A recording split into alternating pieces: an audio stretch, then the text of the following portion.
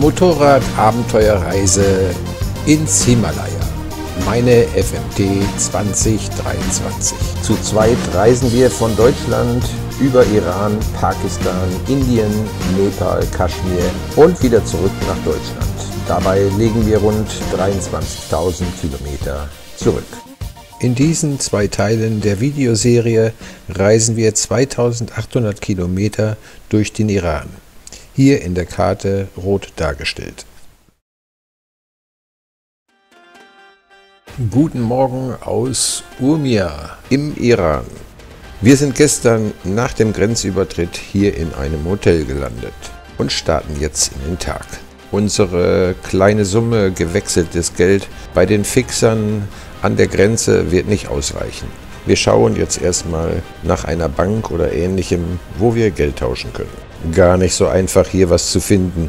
Das Problem, man kann nichts lesen und Internet haben wir auch noch nicht. Da bleibt nur die Möglichkeit, sich durchzufragen. Und das geht recht gut, dank der außergewöhnlichen Hilfsbereitschaft der Iraner. Diese Hilfsbereitschaft durften wir gestern bereits ausgiebig in Anspruch nehmen. Hier so Uhrenhändler, die machen alles hier. Ich hätte jetzt auch erwartet, dass hier jeder Geld tauschen will, weißt du? Dass die da ganz heiß drauf sind, weil ja ihr Geld immer mehr an Wert verliert. Oder sie dürfen es nicht. Hallo. Laut unserer Reisevorbereitung soll es eigentlich gar nicht so schwer sein, im Iran Geld zu tauschen. Es soll bei Banken gehen, in größeren Städten soll es auch Wechselstuben geben, aber wir haben ein echtes Problem damit und finden nichts Offizielles. Der freundliche Uhrmacher hat uns aber einen Tipp gegeben. Und da fahren wir jetzt erstmal hin. Hier soll es sein. Bestimmt die Bank gemeint, ja? In der Bank klappt es auch nicht. Dafür aber an diesem kleinen Kiosk hinter der Mülltonne. Ob das eine offizielle Wechselstube ist, ich glaube nicht. Denn man konnte dort, soweit wir das gesehen haben, auch noch andere Genussmittel kaufen, die ich hier aber nicht weiter erörtern möchte. Egal, wir haben Kohle, viele Millionen Reals, die Taschen voller Geld. Wir sind reich und jetzt auch froh, dass wir die Stadt endlich verlassen haben. Hier ist auch schon unser erstes landschaftliches Highlight, der Lake Urmia. Bevor wir uns den anschauen, muss ich aber jetzt erstmal aufklären, warum wir nur zu zweit unterwegs sind und die Claudia nicht dabei ist. Dazu werfen wir am besten einen Blick auf den gestrigen Tag. Hier ist noch die türkische Fahne. Das heißt, wir sind noch nicht auf der iranischen Seite. So, das kann nicht sein. Bin ich jetzt eigentlich durch hier?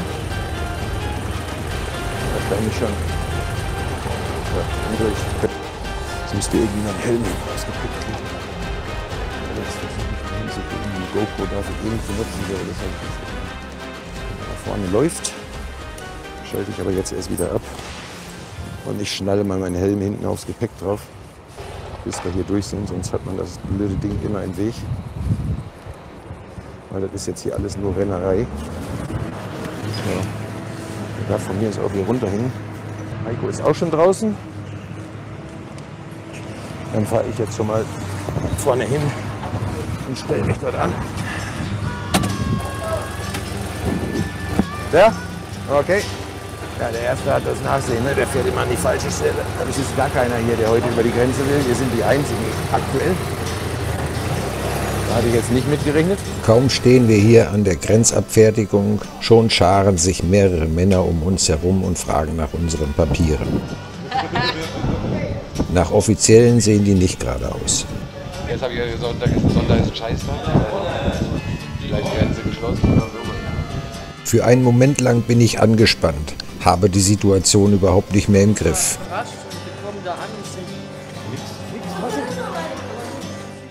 Ich befürchte, wir sind in die Fänge der Fixer geraten. Und genau das wollte ich eigentlich nicht. In einer Eigendynamik nimmt alles seinen Lauf. Wir rennen einfach hinterher und tun, was sie uns sagen. Hoffentlich geht das gut.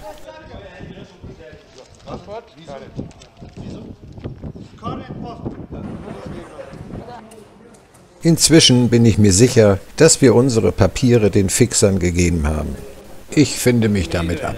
Von meinem heroen Ziel, die Grenzabwicklung selber durchzuführen, verabschiede ich mich. Am Ende wird ja sowieso immer alles gut. Oh, es scheint gerade wieder was zu passieren. How many people are you? Three. Three. How many days you want to stay? We go to Pakistan, so we're saying that we travel around about 7 days, 8 days. How many days? 7 days. 7 days, 1 week. 1 week, you yeah, must stay. round about. Yeah. Do you have a visa? Visa, With Canada passport? we have a visa, of course. One person is staying here and 2 person coming together with me.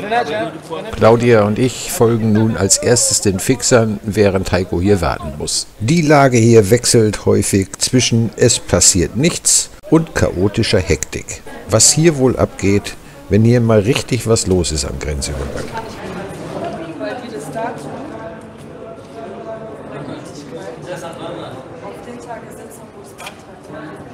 Claudia präsentiert Heiko gerade ihre Hiobsbotschaft. Da wir hier die Durchfahrt versperren mit unseren Motorrädern, müssen wir jetzt den schönen Schattenplatz verlassen und uns in die Sonne parken.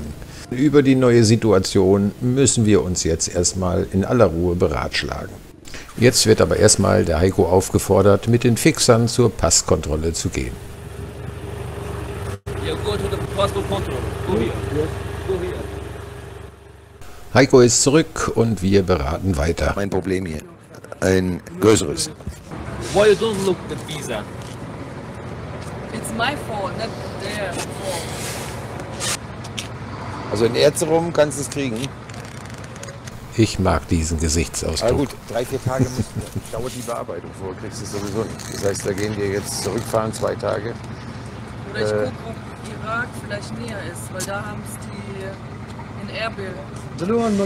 Okay, das Das italienische Märchen hat es da gemacht. Und das ist näher. Das könnte natürlich sein. Und dann fahre ich halt vom Irak über die Grenze. Das ist nämlich kürzer. Weil da bist du allein unterwegs. Da habe ich Weg gespart.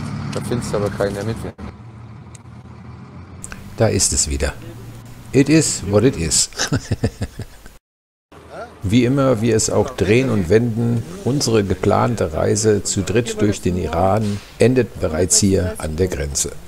Claudia darf nicht einreisen, ihr Visum ist nicht mehr gültig. Das Problem entstand bereits bei der Antragstellung vor 3 Monaten, wo man für das Einreisedatum das Antragsdatum eingetragen hat. Folglich ist das Visum jetzt abgelaufen. Don't be sad. When you come back here, call me. I'm waiting for you. Don't do that. You are my sister. Just only my purpose is to help you. I'm so sad for you. But It is what it is. yeah, it is what it is. Das hätte sie natürlich vor noch einmal checken können, aber wie ist es manchmal? Shit happens. Oder wie Claudia es zu sagen pflegen würde, it is what it is. Schließlich ist vor einer solchen Reise viel zu erledigen und da kann es durchaus vorkommen, dass man irgendetwas übersieht. Zeit, sich zu verabschieden. Claudia fährt zurück in die Türkei und Heiko und ich setzen unseren Weg fort, hier im Grenzbereich. So, jetzt weiß ich nicht, ich kann jetzt hier nicht mehr stehen mit dem Mikro, weil die... No Foto. Talking. Also folgendes Problem, Claudia kommt nicht rein. Wir hoffen jetzt, dass sie relativ schnell wieder rauskommt. Allerdings ist uns beiden jetzt, oder uns allen dreien jetzt klar gewesen, dass unser Reiseplan nicht dazu passt, dass wir jetzt hier irgendwo am Anfang vom Iran eine Woche warten, bis sie dann wieder hier sein kann. Also sie muss mit ihrem Fahrzeug jetzt erstmal hier raus.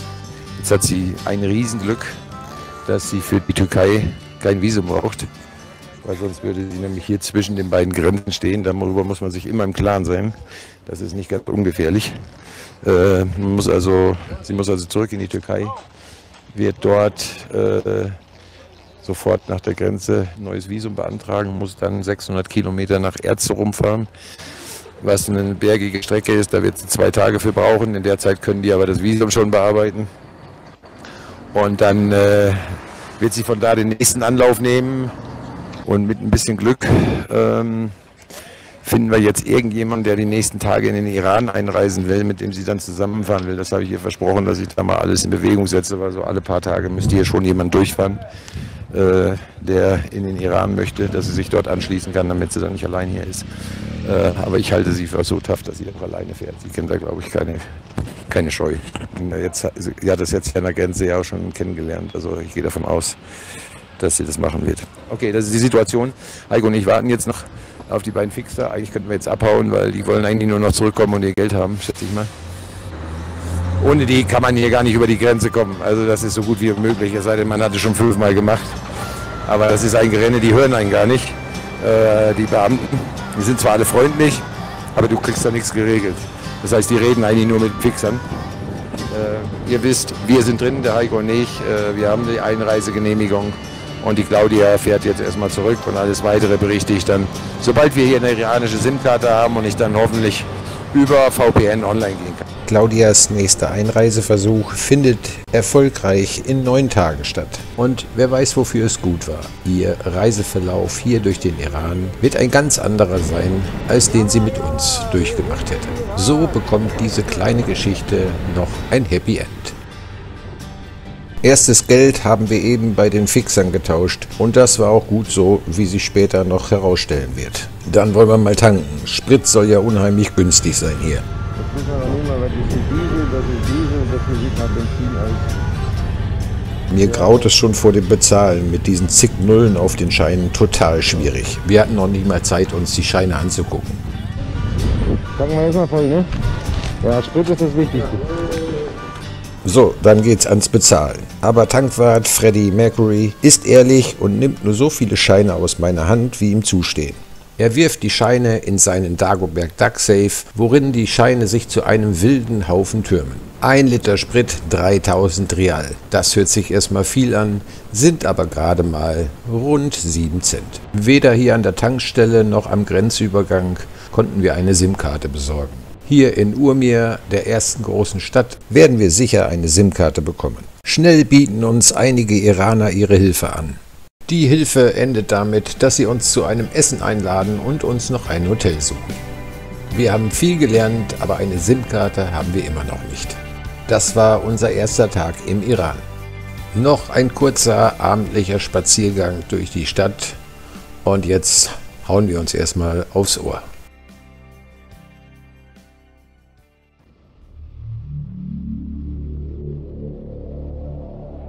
Wir sind zurück am Urmiasee. Bislang wurden wir seit der Grenze mit überraschend viel grüner Umgebung konfrontiert. Doch dieser fast ausgetrocknete See liefert uns den ersten Vorgeschmack auf die Trockenheit hier im Iran.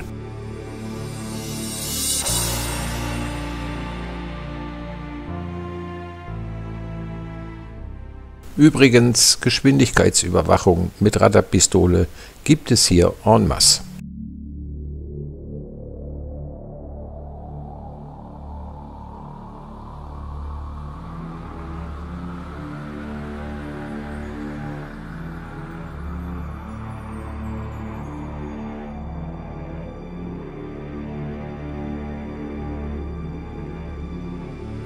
Dieser Steppensee liegt auf gut 1200 Meter Höhe und wird von mehreren Flüssen gespeist, hat aber keinen Abfluss.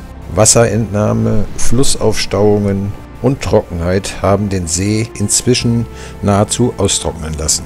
Der daraus resultierende hohe Salzgehalt des übrigen Seewassers bedroht die lokale Tierwelt und bis zu 5 Millionen Menschen von einer Umsiedlung wegen drohender Salzstürme.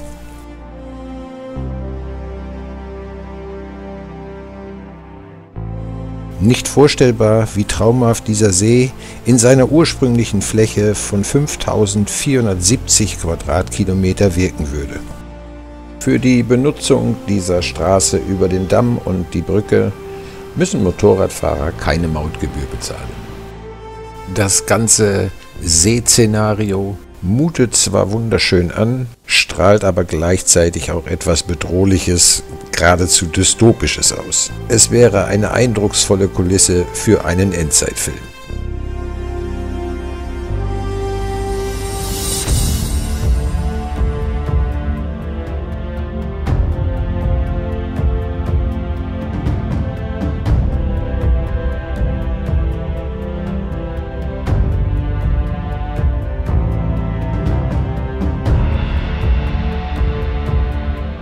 Wir sind aber keinesfalls in Endzeitstimmung für unser Reiseabenteuer. Eigentlich geht es ja jetzt erst richtig los mit dem Erreichen des Irans. Für Heiko und mich die erste Unbekannte auf dieser Reise. Wir sind beide zum ersten Mal hier unterwegs.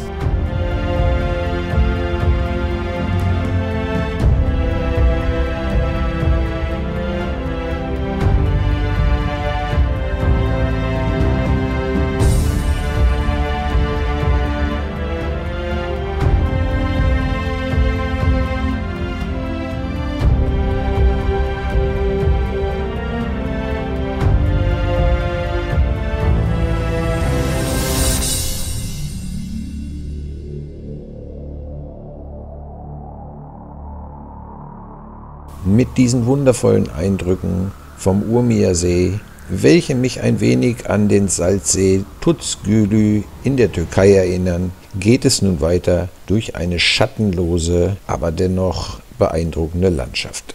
Und Schattenplätze sind hier wirklich rar und spärlich. So, weiter. Jalla, jalla. Bei der strahlenden Sonne freut man sich über jedes kleine Schattenplätzchen, welches man in der Pause ausnutzen kann. Natürlich sind auch die zu erwartenden Temperaturen hier ganz ordentlich. Das macht mir aber nicht so viel aus, da es meistens eine sehr trockene Hitze ist. Über hohe Temperaturen würde ich mich auch niemals beschweren. Schließlich muss man damit rechnen, wenn man durch den Iran reist. Für mich ist die Hitze nur eine der Herausforderungen, welche auf dieser Abenteuerreise bewältigt werden müssen. Statt über Hitze bin ich eher über die Wolken am Himmel verwundert.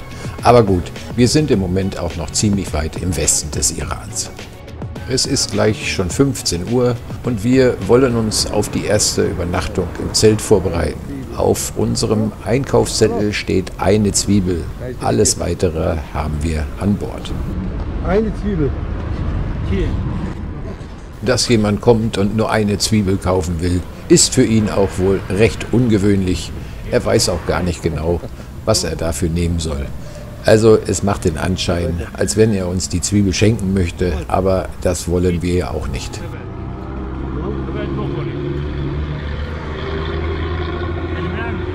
Heikos Versuch für einen Tauschhandel, Zigarette gegen Zwiebel, scheitert ebenfalls, weil er ist Nichtraucher. Ich halte ihm einen Teil des Geldbündels hin, welches wir getauscht haben, und er sucht sich einen passenden Schein heraus und wechselt sogar noch. Ob das jetzt günstig war, ich weiß es nicht. Gefühlt werden wir unsere zig Millionen Reals niemals los hier im Iran. 30.000. I speak English. We're going to Pakistan. Erwartungsgemäß erfolgt dann auch die übliche Kommunikation, die ich immer gerne den Heiko überlasse. So far.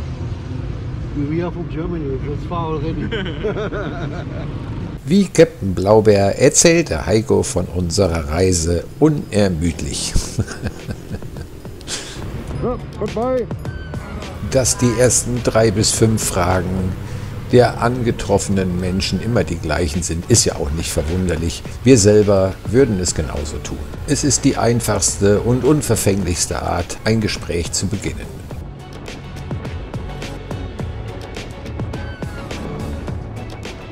Geschickte Ladungssicherungskonzepte machen hier Transporte möglich, die bei uns schlichtweg undenkbar wären.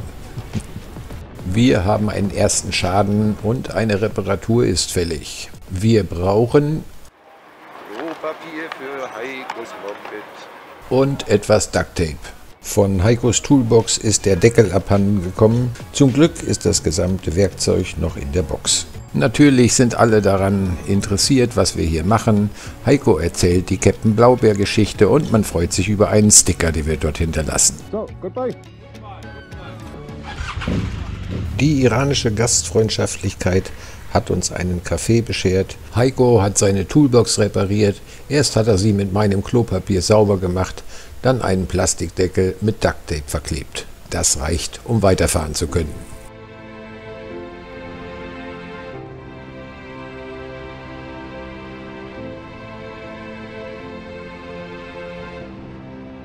Die Umgebung ist wieder grüner, Mit jeder Minute, in der sich die Sonne Richtung Horizont bewegt, werden die Farben der Landschaft intensiver. Da möchte man am liebsten immer weiterfahren. Aber es ist auch ein Zeichen dafür, dass es bei Zeiten dunkel wird und wir müssen nun so langsam Ausschau nach einem potenziellen Schlafplatz halten. Und wenn man sich in einem Land befindet, wo man vorher noch nie wild gezeltet hat, ist es am Anfang immer etwas schwieriger, etwas zu finden, weil man nicht so genau weiß, was kann man sich denn eigentlich alles so erlauben. In der Nähe der nächsten Abfahrt vom Highway kündigt sich ein potenzieller Schlafplatz an. Die Kombination aus Brücke und Fluss in der Einsamkeit ist immer ein guter Indikator für einen potenziellen Wildcampingplatz. Da war eine Abfahrt, die zu dem Fluss führt. Das schauen wir uns jetzt mal genauer an. Sieht recht vielversprechend aus.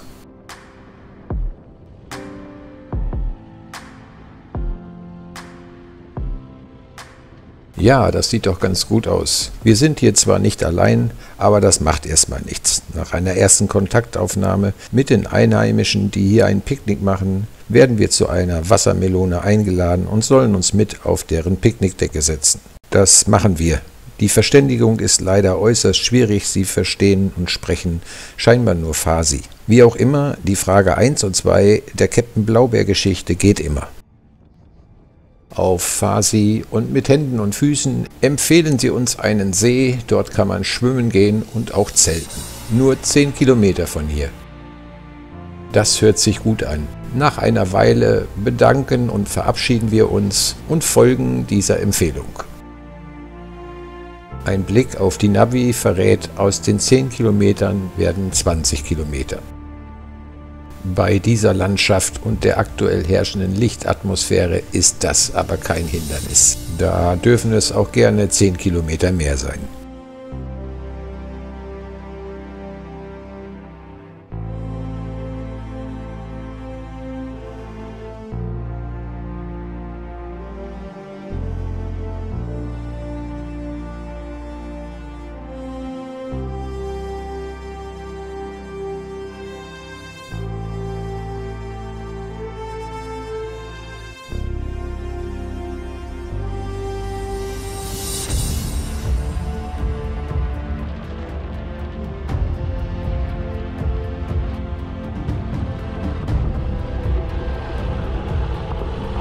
Solche Augenblicke müssen noch festgehalten werden.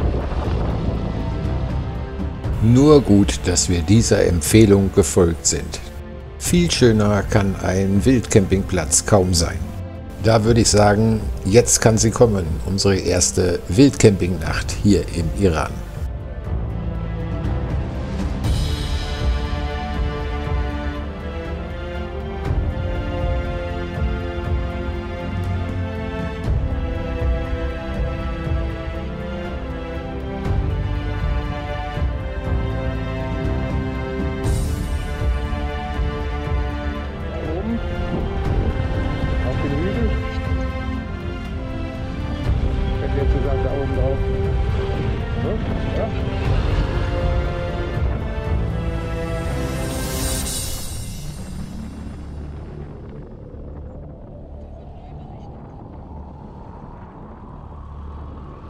Also erstmal einmal schön parken für ein Foto gegen die Sonne. Schön parallel. Geht das? Route wird neu berechnet. Genau, die goldene Stunde ausnutzen. Neu berechnet. Route wird neu berechnet. Holen wir das Stativ raus. Route wird neu berechnet. Boah, was ein geiler Platz, oder? Jetzt noch ein Zentner Holz, alles wäre perfekt. Gelagert, Feuer machen. Route wird neu berechnet. Herrlich. Ja, war ein guter Tipp mit dem See noch, ne? Dass wir so gut Farsi sprechen. Und Action bitte.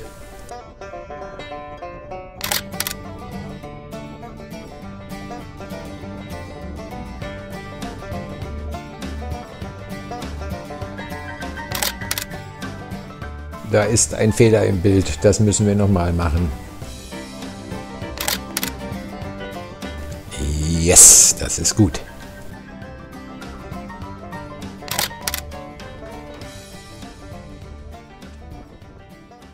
Wisst ihr, was fürs Bilderbuch müssen wir ja haben? Nachdem das Zelt aufgebaut ist, muss ich die angehende Szenerie mit dem fantastischen Sonnenuntergang erstmal noch ein Stück weit genießen. So verbleiben Eindrücke im Kopf, die man, glaube ich, nie mehr vergisst.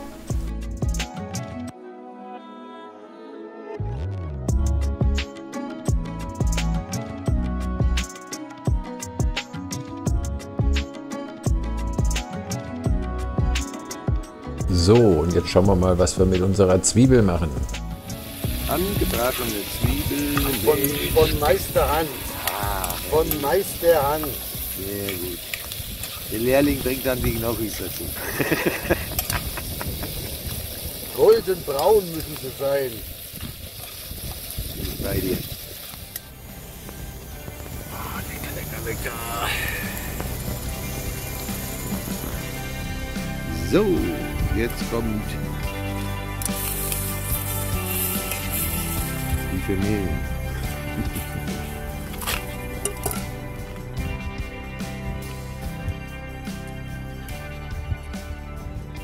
Nach dem Essen genieße ich noch eine Weile die nächtliche Atmosphäre, bevor ich mich dann auch in den Schlafsack verkrieche.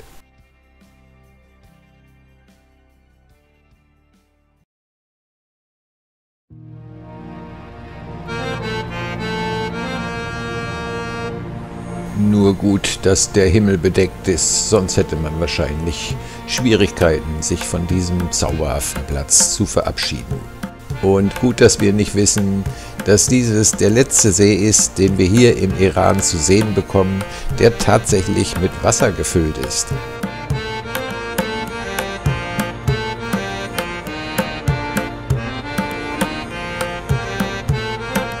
Für den heutigen Tag steht eigentlich nichts anderes an als Kilometerschrubben.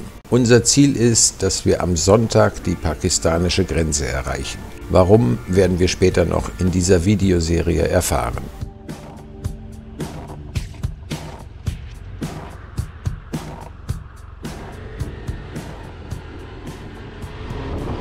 Aber ich würde sagen, wir fahren trotzdem weiter. Wir ignorieren das mal. So, wo wollen wir hin? Hier?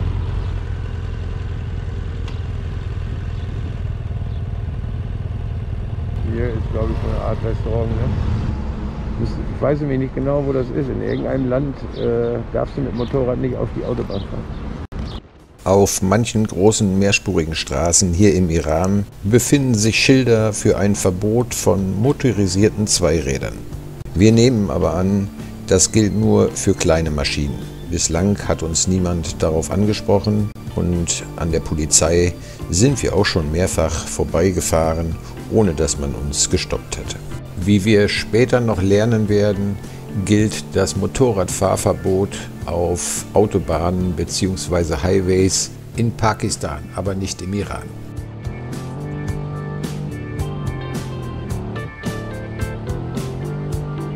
Für die nächste Schlafplatzsuche haben wir kurzerhand die Hauptstraße verlassen und sind hier in eine Schotterpiste abgebogen. Da sollte sich doch wohl ein Schlafplatz finden lassen, möglichst nah an unserem Track.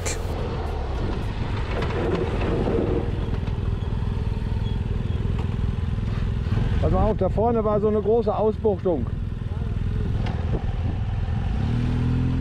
Heiko ist irgendwie not amused über diese Schlafplatzsuche hier. Ich weiß gar nicht warum. Es ist doch eigentlich genial hier.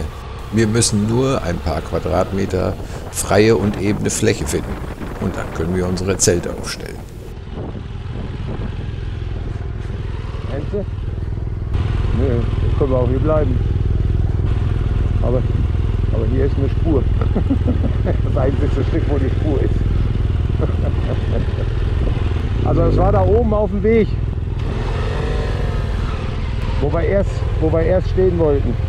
Da war an einer Stelle, war so 5 Meter großer, also richtig tief rein, wo wir oben wirklich von der Straße weg seitlich unter das Zelt hinstellen könnten. Ja, müssen wir zurück. Ja, kacken kannst du ja, brauchst ja nur über den Hügel gehen. Jetzt weiß ich, wo der Schuh drückt. Das dritte K ist das Problem. Naja, das kriegen wir schon noch geregelt. Und wo sind wir denn gekommen? Von da? Ganz unauffällig befinden sich manchmal tiefe Löcher auf dieser Piste, die mit Schotter aufgefüllt sind. Wenn man da reinfährt, ist das eine ganz schöne Überraschung. Da sackt das Vorderrad sofort tief weg. Damit rechnet man überhaupt nicht, weil die Piste ansonsten relativ fest ist und man da recht gut drauf fahren kann.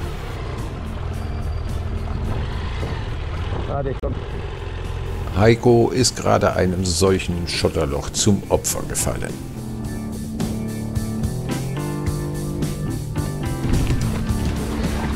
Sag mal, du musst das im Griff haben. Wo kann ich den hier anfassen? Da. 1, 2. Warte.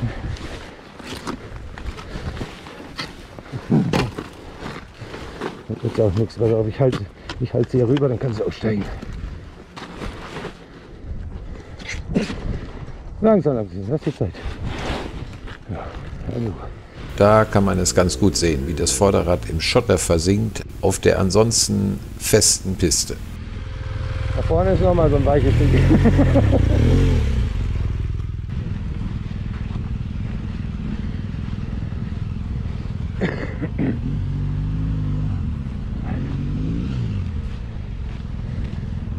Ich habe den Tipp für dich, Heiko. Ein Fuß immer an der Fußbremse. Mach es aus. Du tust es nicht so blöd. Schließlich haben wir ein Plätzchen gefunden. Es ist zwar nicht so schön wie am See, aber auf jeden Fall haben wir hier unsere Ruhe. Sogar das dritte K kann man nicht unweit von hier erledigen. Und jetzt ist Zeit, schlafen zu gehen.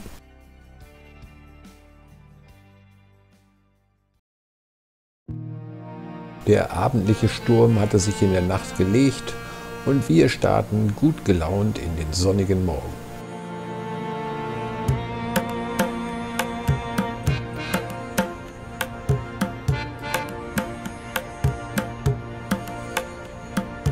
Über die gut befahrbare, hügelige Piste geht es nun zurück auf unseren Treck.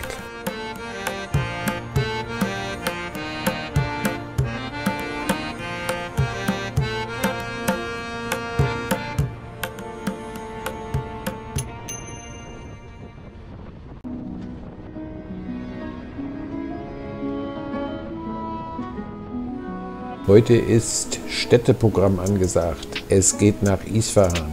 Da wir inzwischen wissen, dass wir keine Maut bezahlen müssen, fahren wir auch einfach so durch. Und wir sind schon mächtig gespannt auf den dort herrschenden Stadtverkehr, wie wir da wohl so durchkommen. Ein bisschen Erfahrung mit iranischem Stadtverkehr konnten wir bereits in Urmia sammeln, als wir mit den Iranern auf der Suche nach einer SIM-Karte waren. Da war der Stadtverkehr ziemlich voll und auch ein bisschen chaotisch. Das kann in Isfahan eigentlich nicht besser sein. Was man auch mal sagen muss, ist, dass die asphaltierten Straßen hier alle super gut zu fahren sind. Jedenfalls, wenn es trocken ist. Vor allen Dingen sind sie ja alle mega breit. Man kommt da mit dem Motorrad immer super gut irgendwie durch. Also da hatten wir was ganz anderes erwartet. Und damit, dass wir im Iran noch auf regennassen Straßen fahren werden, hätten wir auch nicht gerechnet. Aber ich denke, man kann es ganz gut sehen, da vorne kündigt sich was an und der Regen fällt auch schon runter. Einen Regenkombi würde man sich hier aber deshalb nicht anziehen. Im Gegenteil, die Dusche und ein durchnässter Kombianzug ist einfach nur eine schöne, willkommene Erfrischung zwischendurch. Zwischen zwei Orten fährt man häufig viele Kilometer durch einsame Gegend. Das liegt allerdings in der Natur der Sache. Der Iran ist etwas mehr als 4,5 Mal so groß wie Deutschland. Es leben hier 89 Millionen Menschen, ein paar mehr als bei uns zu Hause. Dementsprechend ist die Bevölkerungsdichte hier natürlich deutlich geringer. Ja, schade, der stärkste Regen ist bereits durch. Wir kriegen nur noch ein paar Tropfen ab. Und der Asphalt ist so heiß, dass das Wasser im Nu verdunstet und die Straße schon wieder abgetrocknet ist. Bei dieser kurzen Fahrtunterbrechung kommen wir unverhofft zu einer Mahlzeit. Eigentlich sollte es nur eine Zigarettenpause werden, aber die guten Damen meinten, wir sollten mal in ihr Restaurant kommen und dort etwas essen. Nach dem Hähnchenschaschlik mit Reis und Fladenbrot muss ich mir erstmal jetzt diese geilen LKWs angucken. Die sind nämlich was ganz Besonderes, die sind ungefähr in meinem Alter. Ich würde ja gerne mal ein paar Kilometer auf einen dieser LKWs mitfahren. Während ich hier stehe und die LKWs mit ihren Ladungen vorbeirauschen, vibriert der Boden und dieser Sound der LKWs, der fährt einen richtig in die Magengrube. Irre. Es ist wieder so eine typische Kleinstadt mit der großen Hauptstraße mitten durch den Ort, an der sich das Leben abspielt. Größere Städte haben häufig auch eine Umgehungsstraße. Verkehr und Straßenführung lassen es auf jeden Fall zu, dass man hier gut vorankommen kann. So, Isfahan dürfte nicht mehr weit sein und hier sind wir schon mittendrin im Stadtgetümmel. Unser Ziel natürlich mitten rein ins Zentrum, zum Nakşe Jahan Square. Es gäbe noch jede Menge weitere Plätze und Gebäude, die man sich in Isfahan ansehen kann, beziehungsweise müsste. Aber wir beschränken uns auf diesen einen Platz und 2 Brücken, die wir uns gleich noch ansehen werden. Nach unserer Hochrechnung kommen wir zu dem Schluss, dass wir hier in Isfahan nochmal etwas Geld tauschen sollten, da es hier vermutlich am einfachsten ist. Da wir möglichst wenig laufen wollen, fahren wir so dicht heran, wie es irgendwie geht. Also am besten immer den Mopeds hinterher. Was die dürfen, das dürfen wir auch. Ein Blick auf die Menschen hier in der Stadt, insbesondere auf die Frauen, entspricht auch nicht dem Bild, das ich erwartet hatte. Da komme ich später aber bestimmt nochmal drauf zurück. Ups, doch zu eng mit den Koffern. Aber binnen Sekunden ist jemand da, der das Tor für uns öffnet. Und dann geht's weiter, mitten durch die Fußgängerzone. Alles gar kein Problem hier. Wir parken nur wenige Meter vom Nakşe Jahan Square entfernt. Dort sieht man schon das Tor, welches auf diesen Platz führt.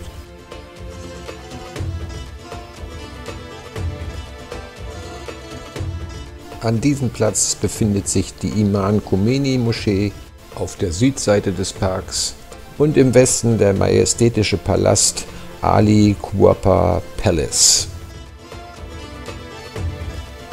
Und rundherum um diese Parkanlage gibt es einen Bazar. In einem Café fragen wir nach, wo wir Geld wechseln können. Und dann heißt es, follow me. Wir folgen dem Mopedfahrer mitten über das Parkgelände, nachdem wir vorher skeptisch gefragt haben, ob wir da mit unseren Maschinen drüber fahren dürfen. Yes, yes, no problem, meint er. Na dann. Und am Ende führt er uns zu einem Geldkurier an der Straße. Eingebettet in Heikos Captain Blaubeer-Geschichte erfolgt der Geldwechsel wieder mal völlig inoffiziell. Wir verlassen jetzt das Zentrum von Isfahan und inzwischen hat sich hier so etwas wie ein Feierabendsverkehr in der Stadt gebildet, durch den wir uns jetzt durchquälen müssen, und das ist eine echt schweißtreibende Angelegenheit. Da ist es schon ganz hilfreich, wenn man auf Erfahrungen vom Verkehr in Istanbul zurückgreifen kann. Heute Abend fahre ich neu dran.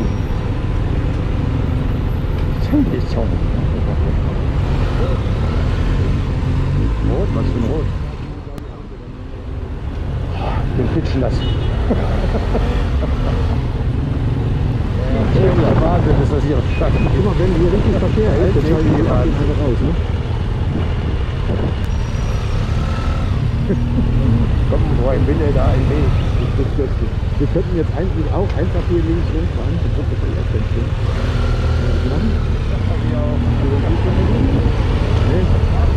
Aber wir machen das ganz gut, glaube ich. Das läuft schon. Das wäre jetzt ein Wunder, wenn man da drauf fährt. Als wären wir jahrelang links fahren unterwegs. Das ist die richtige Ausfahrt. Los, weiter, da vorne.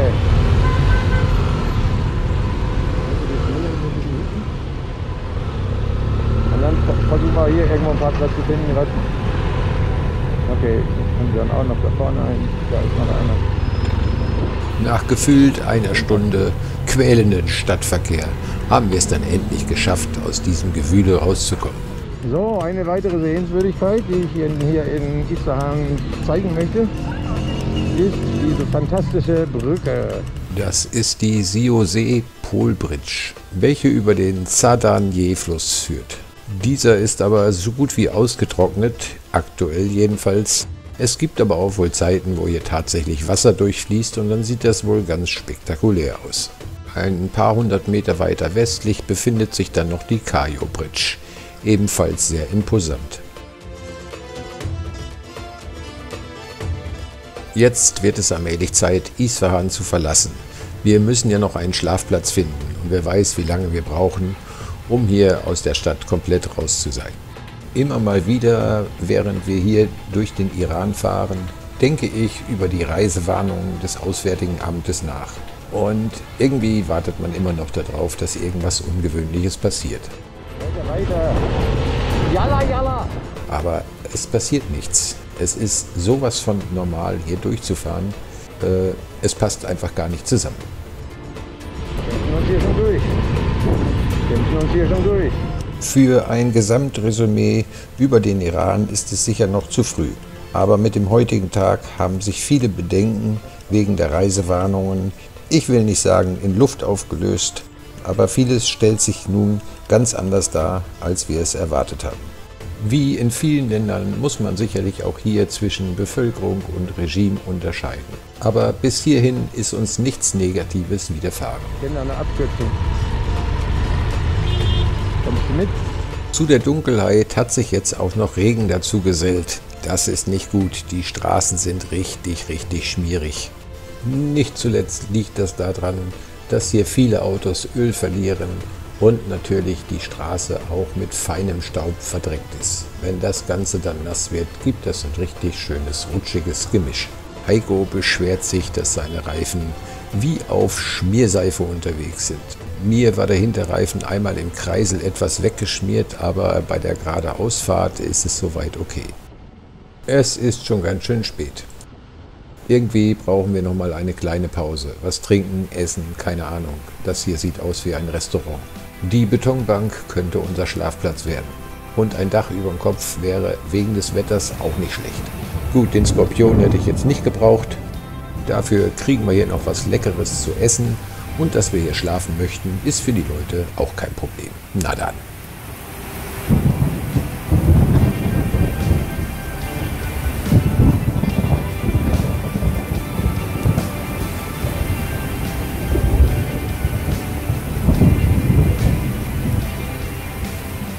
Sieht aus, als hätten wir mit diesem Plätzchen alles richtig gemacht.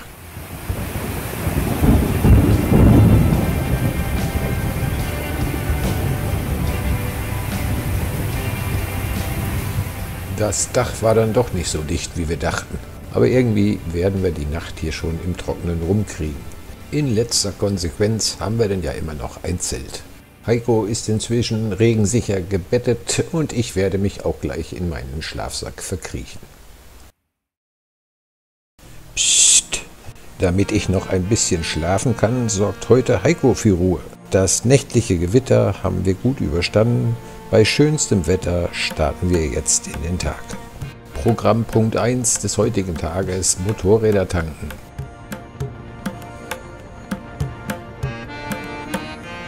Ich erkläre jetzt mal kurz, wie so eine iranische Zapfsäule funktioniert.